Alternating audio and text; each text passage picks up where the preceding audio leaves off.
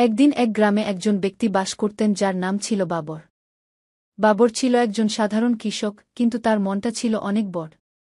সে কখনোই কাউকে কষ্ট দিতে চাইত না এবং সব সময় অন্যদের সাহায্য করতে চেষ্টা করত।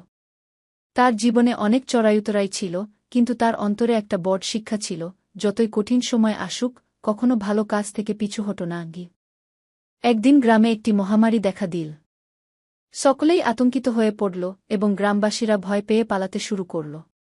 কিন্তু বাবর একদম শান্ত ছিল। সে সিদ্ধান্ত নিল যে সে গ্রামে অবশিষ্ট সকলকে সাহায্য করবে এবং একে অপরকে ভালোভাবে দেখবে।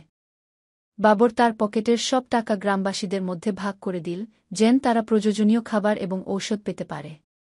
তার এই কাজ দেখে গ্রামবাসীরা প্রথমে অবাক হয়েছিল, কিন্তু পরে তারা বুঝতে পারল যে একজন মানুষ যখন সত্যি মন থেকে অন্যদের সাহায্য করতে চায়, তখন তার প্রভাব অনেক বড় হতে পারে। বাবরের এই কাজের ফলে একে একে অন্যরা তার পথ অনুসরণ করতে শুরু করল। গ্রামে ফিরে আসল তারা যারা ভয়ে পালিয়ে গিয়েছিল, আর একসাথে সবাই মিলিয়ে মহামারীটির বিরুদ্ধে লড়াই চালিয়ে যেতে লাগল। বাবর কখনোই তার ভালো কাজের জন্য পুরস্কৃত হতে চায়নি।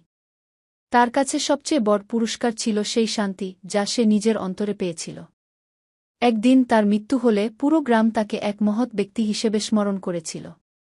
এটি একটি শিক্ষা দেয় যে আসল মূল্য কেবল বাহ্যিক সাফল্যেই নয়, বরং আমাদের হৃদয়ের সদাচরণ এবং অন্যদের প্রতি সহানুভূতিতে।